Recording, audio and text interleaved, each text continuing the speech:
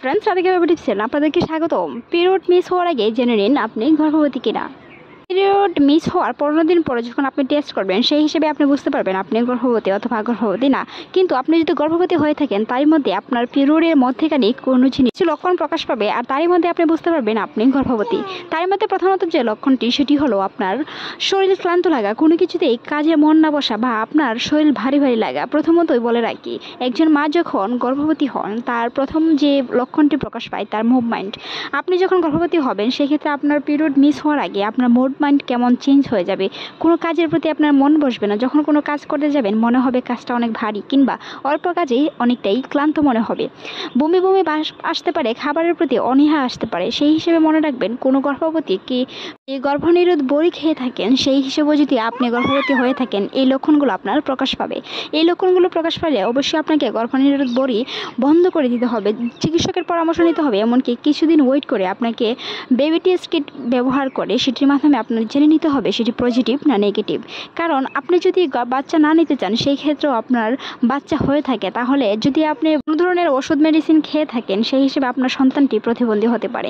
প্রতিবন্ধী শিশু জন্ম দেওয়ার চেয়ে না দেওয়াই শ্রেয়। মনে রাখবেন, প্রতিবন্ধী শিশু জন্ম দেওয়া সেটি আপনার অজান্তেই হতে পারে। তাই আপনি গর্ভবতী কিনা তার কিছু লক্ষণের মধ্যে আরও একটি লক্ষণ প্রকাশ পায়। আপনার যদি ডেটের আগে অনেকেরই কোমর ব্যথা হয়ে থাকে, সেই কোমর ব্যথাটা যদি আপনার না হয়ে থাকে, আপনার ডেট পার হয়নি কিন্তু 2-4 দিন রয়ে গেছে, সেই হিসেবে কিন্তু কিছু লক্ষণ মাসিকের প্রকাশ পায়।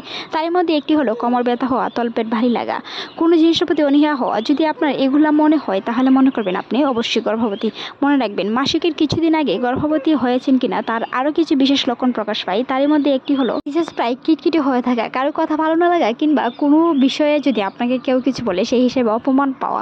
মনে রাখবেন, কোনো বিষয়ের প্রতি যখন আপনার রাগ ভিন্নতা আসবে তখন মনে করবেন শারীরিক হরমোনের পরিবর্তনে অনেক সময় এটি হতে পারে। তবে মনে রাখবেন, গর্ভস্থ শিশু কিংবা গর্ভবতী হওয়ার আরও কিছু লক্ষণের মধ্যে একটি লক্ষণ প্রকাশ পায় আপনার সাদা স্রাব যাওয়া। যদি আপনার মাসিক টাইমে মাসিক না হয়ে সাদা স্রাব যায়, সেই হিসেবে আপনার বুঝতে হবে আপনি গর্ভবতী হয়েছেন। আর তার গর্ভবতী হওয়ার যে সঠিক রেজাল্টটি সেটি যদি আপনি টেস্ট করতে চান, তাহলে আপনাকে অন্তত মাসিকের ডেট অনুযায়ী সেই ডেট থেকে অন্ততপক্ষে 15 দিন পর কিট ইউজ করতে হবে। সেই কিট ইউজ করার মাধ্যমে আপনি বুঝতে পারবেন আপনি গর্ভবতী কিনা। অনেকের ক্ষেত্রে হতে পারে মাসিক পিছিয়ে গেলে যে আপনি গর্ভবতী, এরকম কোনো বিষয় নেই। তারই মধ্যে এই বিশেষ লক্ষণগুলো যদি প্রকাশ পায়, আপনি ধরে নিতে পারেন গর্ভবতী। মনে রাখবেন, যদি সন্তান নেওয়ার ইচ্ছা না থাকে, সেই হিসেবে আপনি যদি গর্ভবতী হয়ে যান, তাহলে আপনার কোনো ধরনের জন্মনিরোধ ভড়ি খাওয়া চলবে না। এগুলো বড়ি থেকে প্রতিবন্ধী শিশু জন্ম নিতে পারে, কিংবা অপরিপক্ক শিশু জন্ম নিতে পারে, যার কারণে আপনার আগত সন্তানের অনেক ক্ষতি হতে পারে। সেই সাথে আপনার কিছু লক্ষণ প্রকাশ পেতে পারে সাদা স্রাব যাওয়ার পাশাপাশি আপনার কোষ্ঠকাঠিন্য দেখা দিতে পারে। কোষ্ঠকাঠিন্য একটি গর্ভস্থ মহিলার বিরাট সমস্যার কারণ। আপনি যখন গর্ভবতী হবেন, সেই হিসাবে তখন থেকে আপনাকে কোষ্ঠকাঠিন্য রোগটাই বেশি ভোগান্তি দেয়। মনে রাখবেন, কোষ্ঠকাঠিন্য রোগ একটি সাধারণ রোগের চেয়েও অনেকটা কঠিন হয়ে দাঁড়ায় গর্ভবতী হওয়ার পর। তার থেকে রক্ষা পেতে কিছু কিছু টিপস আপনাকে মেনে চলতে হবে, কিংবা কোনো ঘরোয়া পদ্ধতিতে আপনার সেগুলো অবলম্বন করে তা থেকে মুক্তি নিতে হবে। তা নিয়ে আমাদের চ্যানেলে অসংখ্য ভিডিও আছে, চাইলে ভিজিট করে আসতে পারেন। গর্ভবতী হওয়ার পর থেকে আপনাকে কোনো ধরনের তেলাক্ত ভাজি পোড়া জিনিস খাওয়া যাবে না, ফাস্টফুড কিংবা বাহিরের খাবার খাওয়া যাবে না, যেটা থেকে জন্ম নিতে পারে প্রচুর গ্যাস। গ্যাস থেকে হতে পারে আপনার কোষ্ঠকাঠিন্য। কোষ্ঠকাঠিন্য গর্ভস্থ মহিলাদের বিরাট একটি সমস্যার কারণ। প্রথমেই বলেছি, কোষ্ঠকাঠিন্য থেকে সমাধান পেতে অবশ্যই নরম কোনো খাবার ব্যবহার করতে হবে। প্রচুর পরিমাণে গর্ভবতী মহিলাকে পানি খেতে হবে। পানি পান করার মাধ্যমে আপনার কোষ্ঠকাঠিন্য থেকে বিরাট ধরনের সমস্যা থেকে মুক্তি পেতে পারেন।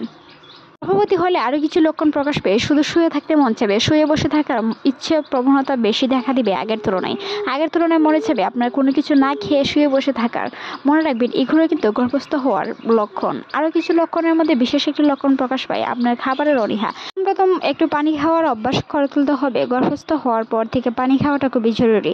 একজন সুস্থ মানুষের দৈনিক 4 লিটার পানি খাওয়ার কথা বলেন বিশেষজ্ঞরা, তবে গর্ভবতীর মেয়েদের চেয়ে অনেকটা অন্যরকম।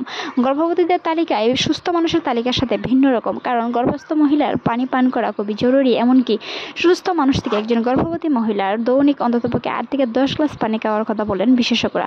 যুক্তরাষ্ট্রের মেডিকেল অধ্যাপক ডক্টর জাকিয়া সুলতানা জানিয়েছেন, একজন মা গর্ভবতী হওয়ার পর তার ত্বকের প্রতি একটু অতিষ্ঠ ভাব দেখা দিতে পারে, তাও হিসেবে বোঝা যায় সে গর্ভবতী হতে চলেছে। ও ত্বকের প্রতি যদি আপনার কোনো আকর্ষিত ভাব দেখা দেয়, সেই ক্ষেত্রে আপনি গর্ভবতী বলে ভাবতে পারেন।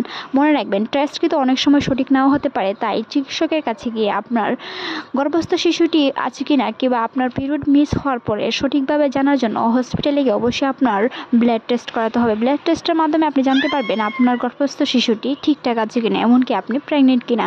মনে রাখবেন, প্রতি মাসে আলট্রাসাউন্ড করে দেখতে হবে আপনার গর্ভস্থ শিশুটির হার্টবিট ঠিক আছে কিনা।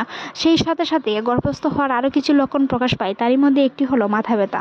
প্রচুর মাথা ব্যথা করা, মাথা ঘোরানো, ক্লান্তি ভাব লাগা, মনে হয় যেন অনেক কাজ করে আপনার ক্লান্তি লেগেছে। আসলে শুয়ে বসে থাকার মধ্যেও অনেক সময় মাথা ভারী হয়ে যেতে পারে, তাই যদি আপনি গর্ভবতী হয়ে থাকেন সেই হিসেবে আপনাকে হাঁটাচলা করতে হবে। হাঁটাচলা দিনে এবং সকালে এবং বিকেলে 30 মিনিট করে হাঁটাহাঁটি করার চেষ্টা করুন। সেই হিসেবে আপনাকে নর্মাল ডেলিভারিতে অনেকটাই সাপোর্ট দিবে এই হাঁটাচলা। ঘরের সব কাজে অ্যাক্টিভ থাকুন, তবে বাড়ির কাজ এড়িয়ে চলার চেষ্টা করুন। অল্প অল্প করে খাবার খান, যেন আপনার অমেচুর শিশু জন্ম না নেয়, অপরিপক্ক শিশু জন্ম না নেয়। শিশুর ওজন বাড়াতে কী করতে হবে বা তা নিয়ে আমাদের চ্যানেলে অসংখ্য ভিডিও আছে, ভিজিট করে আসতে পারেন। কোনো কিছু নিয়ে দুশ্চিন্তা করা যাবে না। দুশ্চিন্তা করার ফলে আপনার অনাগত সন্তানের বিরাট সমস্যা হতে পারে। একজন মা 10 মাস 10 দিন একটি সন্তানকে গর্ভে রাখে, কিন্তু 3 মাস হওয়ার পরেই একটি শিশু তার মায়ের সকল অনুভূতি বুঝতে পারে বলে জানিয়েছে বিশেষজ্ঞরা বলে থাকে 5 মাসের পর থেকে তার মায়ের সকল অনুভূতি সব কিছুই বাচ্চা টের পায়। তাই আপনাকে যতটুকু হাসি খুশি থাকবেন, আপনার গর্ভস্থ শিশুটি সুস্থ থাকবে। একটি সুস্থ মা, একটি সুস্থ সন্তান। ধন্যবাদ।